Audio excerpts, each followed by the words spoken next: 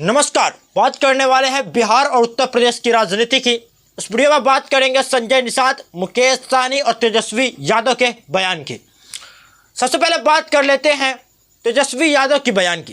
Tejashwi Yadav direct अब नीतीश कुमार पर सवाल उठा रहे हैं कि यही नीतीश कुमार थे जो जातिगत जनगणना के सपोर्ट में चारों तरफ चिल्लाते रहते थे और ये कहते थे कि जातिगत जनगणना जरूरी है और हमने करवाया है आरजेडी के साथ गठबंधन में रहकर।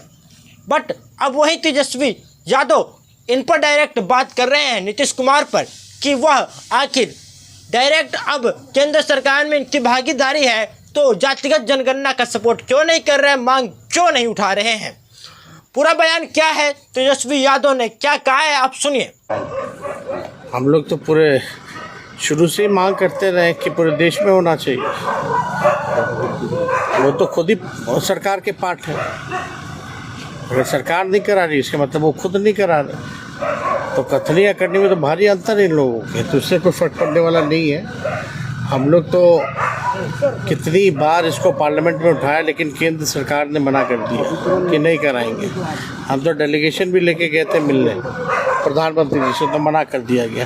तभी तो हमारी सरकार बनी बिहार में, तो हम लोगों ने बिहार में जाति आधारित गणना कराया और आरक्षण दिया, लेकिन शेड्यूल 9 में भी लोग नहीं डाल रहे, तो ये होना चाहिए। अब बात कर लेते हैं संजय निषाद की और उत्तर प्रदेश में होने वाले उपचुनाव की। उपचुनाव में मैंने आपको बताया था कि पहले निषाद पार्टी यानी संजय निषाद का कहना है कि उन्हें 2 सीटें चाहिए उपचुनाव में, लेकिन अब उनका यू टर्न देखने को मिल रहा है। उनका बयान आ रहा है कि एनडीए लड़ेगी, भाजपा बड़ी पार्टी है, बड़े भाई है, तो वह जीतने पर चाहे लड़ सकते हैं।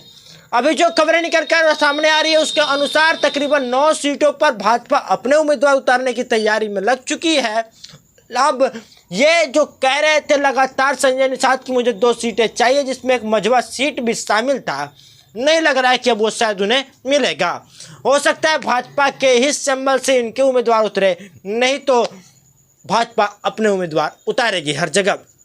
संजय निषाद ने जिस प्रकार से शुरू में कहा था कि हमें 2 सीटें चाहिए ही चाहिए, हम दोनों सीटों पर तैयारी कर रहे हैं, उनके बेटे भी तैयारी में लगे थे, ऐसा अब नहीं देखने को मिल रहा है। और अब वही बात कर लेते हैं बिहार की राजनीति में मुकेश सहनी की। तो मुकेश सहनी लगातार अपने पार्टी का जनाधार बढ़ा रहे हैं और उनके पार्टी में रोज़ नए नए बड़े बड़े छोटे छोटे नेता और कार्यकर्ता शामिल हो रहे हैं, यानी कि पार्टी की सदस्यता ले रहे हैं और पार्टी काफ़ी ज़्यादा विस्तार हो रहा है पार्टी का।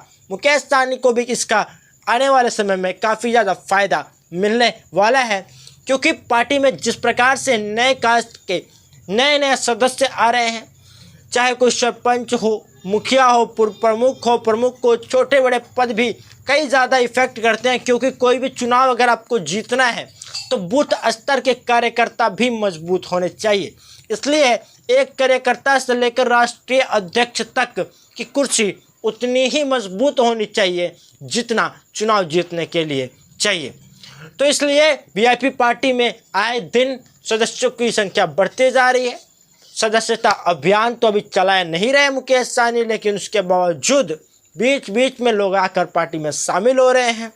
पार्टी का विस्तार हो रहा है, पार्टी में कुछ संगठनें शामिल हो जा रही हैं, कोई जातियों का सपोर्ट मिल जा रहा है। तो इस प्रकार से मुकेश सहनी की पार्टी अब खुद का विस्तार करने में लगी हुई है। अब देखने वाली बात यह है कि मुकेश सहनी जुब्बा सहनी के जो नाम पर निकालने वाले थे यात्रा, वो कब तक निकाल पाते हैं, क्या इसके बारे में खबर आती है मैं आपको बताने का प्रयास करूंगा। संजय निषाद और मुकेश सहनी का यह खबर था। तेजस्वी यादव डायरेक्ट अब नीतीश कुमार को जिम्मेदार ठहरा रहे हैं जातिगत जनगणना ना होने की वजह से और केंद्र में उनका सपोर्ट ना करने की वजह से। आपका इस पर क्या कहना है, क्या मानना है, कमेंट सेक्शन में जरूर लिखिएगा और ऐसे वीडियोज़ के लिए यूट्यूब चैनल को सब्सक्राइब करके बेल आइकन कॉल पर सेट कर दीजिएगा। ऐसे वीडियोज़ मैं आपको प्रोवाइड कराते रहता हूँ। मिलता हूँ नेक्स्ट वीडियो में, तब तक के लिए धन्यवाद।